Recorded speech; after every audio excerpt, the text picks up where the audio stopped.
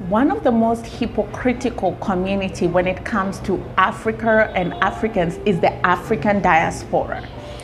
These are people who've left the continent, and I do not blame them, to pursue greener pastures and live their best life, but they want to lecture us on how we should live and continue to govern ourselves, yet you found this too unbearable and you left, and now you want to lecture me? Excuse me, where do you get the audacity from? Listen, most recently, Michael Blankston, who's a comedian, was telling Ghanaians that the president was rather telling Nigerians actually, but he's a Ghanaian. He was saying, the president that you elect doesn't matter. It's what you do with the environment that you're in. I've gone through several presidents in America and they didn't change my life.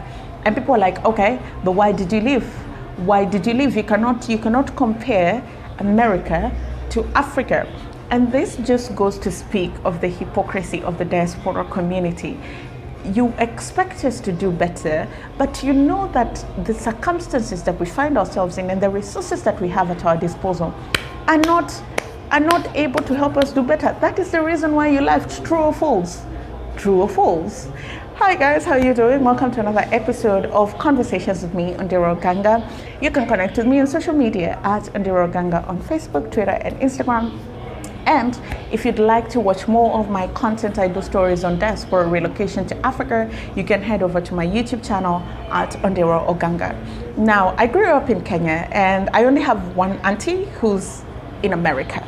So in the part of the country where I grew up, in my family, going to America has never been a big deal. I only speak for a few people when I say we Kenyans particularly, we're very keen on just going to school, studying, working hard, making it in the country, and just working, making our money, being close to our family, and retiring.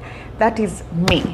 When I grew up, then I realized that there's so many other Kenyans who would leave the country to go and look for greener pastures elsewhere. That's understandable because it also depends on where you grew up and how you perceive the economy in the country to grow.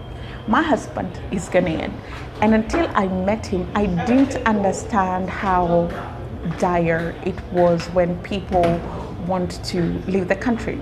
So when I met my partner and we were studying in China, he was very keen about conversations about America and UK and blah, blah, blah, and even his friends, young people. And it really shocked me because amongst my peers, I don't remember any one person who was very keen on leaving the continent and heading to the UK or US to look for greener pastures. And that's just me and my circles. But here are a group of young and vibrant people that don't want anything to do with their country, and it's not coming from a bad place. They just want opportunities. They want to chase opportunities. They want to look for greener pastures. And that was very new to me until I moved to West Africa and it all began making sense to me. Opportunities are not as many. Meritocracy is not the order of the day. It's more like who you know, and that also exists in East Africa. Let's not deceive ourselves. It's about who you know.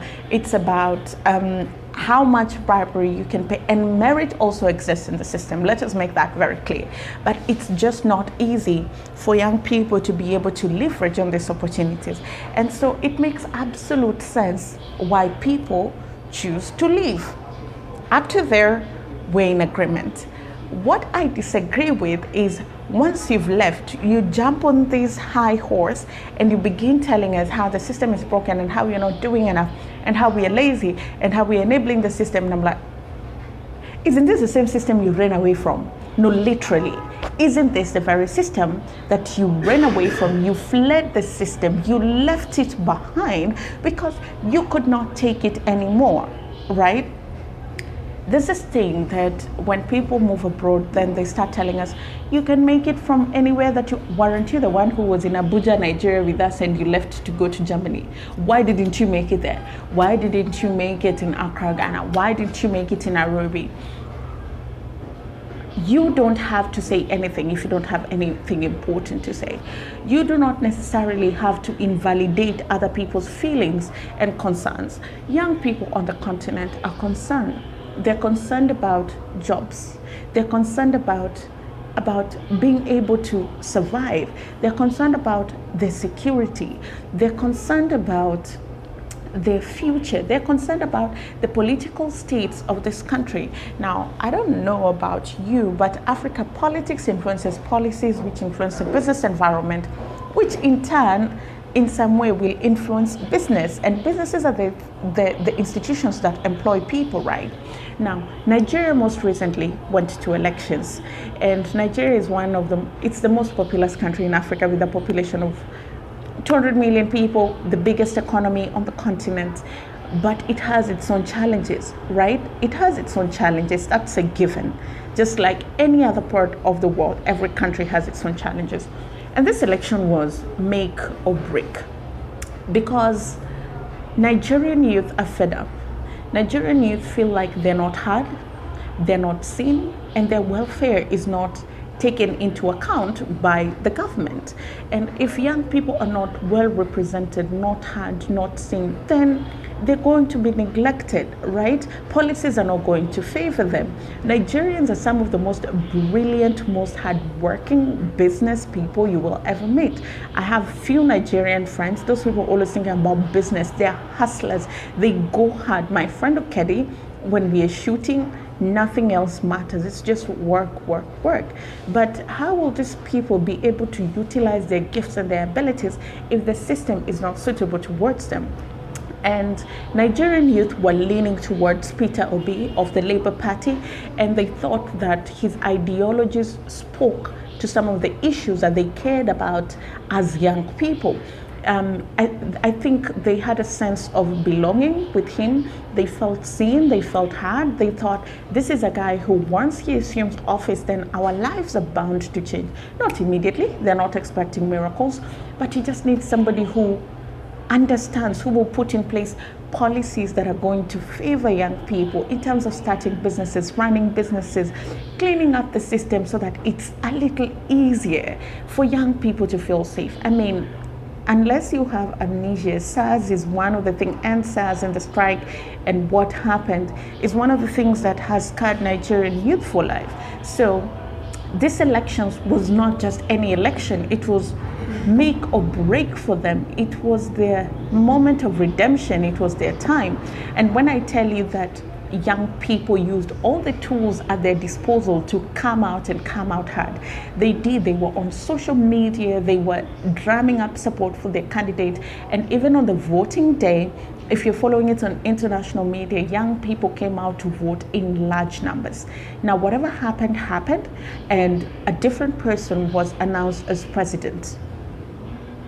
Okay, but the problem comes in when outsiders who do not have a perspective of why this election was very important for Nigerian youth want to give them advice. Excuse me, you don't live in Nigeria. You don't know the challenges that the Nigerian youth go through every single day. You don't know why this election was so important for them. You haven't walked a mile in their shoe, yet you're here telling them that don't worry, the president that you've elected doesn't matter. Even me in America, I've gone through several presidents and none of them changed my lives. Michael Blankson, excuse me.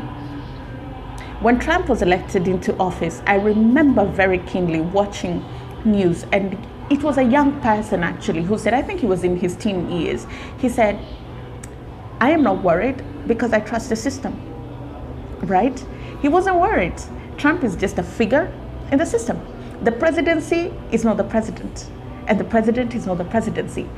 Office reigns supreme over individuals. That is not necessarily how it works on the continent. The individual is the office, and the office is the individual, and that opens a door to just, how do I even put this, impunity.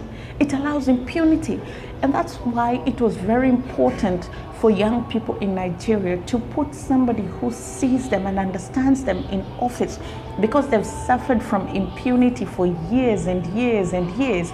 People who do not have their interests at heart have been in office, and all they've done is amass wealth to themselves.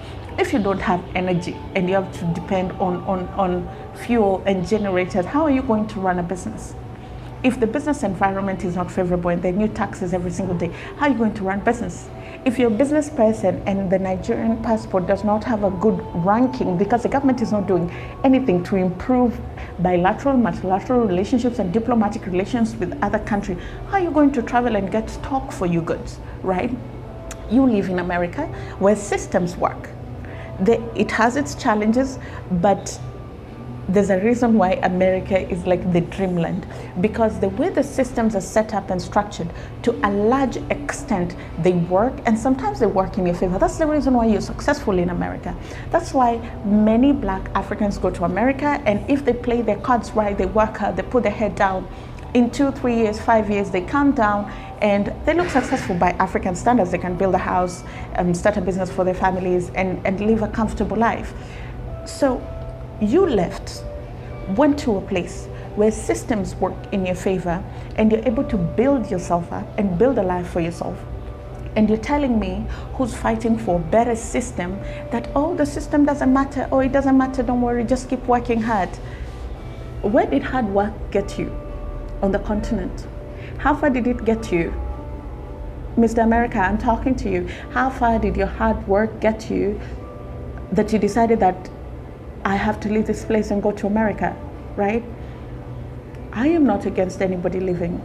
Granted, do what you need to do to survive. Do what you need to do to secure a future for yourself and a future for your children.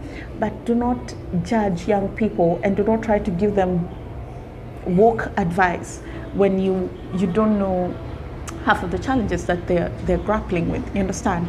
I think that Michael Blankson was out of order, and it just largely speaks to diaspora hypocrisy. When people say, oh, I don't understand why African countries are still poor to this, it's the same African country that you left when you're going to Germany, right? And Netherlands and USA. It is still the same place. It's still the same challenges. And young people are trying to change politics, are trying to change politicians, are trying to do what they can, but do not act as if you've suffered from amnesia by acting like you don't know what happened. We're still grappling with the same challenges that you ran away from, that you fled from.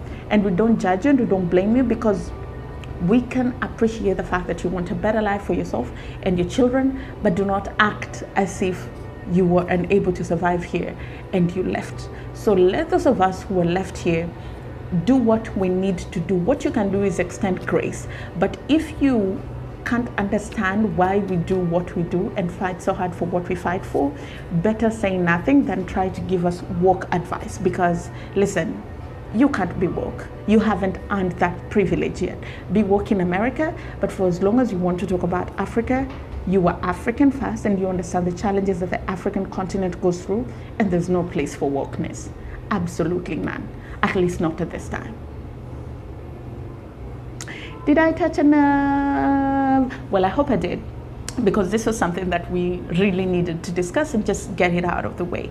I really hope that more diaspora people will take a proactive role in helping ask, how can I help? What can I do to help? What can we do to help you guys? How can we amplify your voices even more? During the EndSARS protest, there's so many powerful Nigerians abroad. They were being forced to just put out a tweet and a post in support of young people saying, do not murder us when we're in the streets. Jackie, I know, we see you. We see you. So we just need the diaspora to ask Africans, how can we help, and actually help, instead of getting on a high horse and giving us advice that even they know is not feasible. My name is Andero Ganga. I hope you enjoyed this conversation, and if you didn't, tell me in the comment section what you think. Just open up your heart. Let's discuss the issues, because that's how we get ahead. If you'd like to connect with me, at Andero Ganga, across all social media platforms, or you can come over to my YouTube channel, at Andero Ganga, for more of this saltiness and more of this spice and more of this intelligence and intellectualness. I'll see you again next time.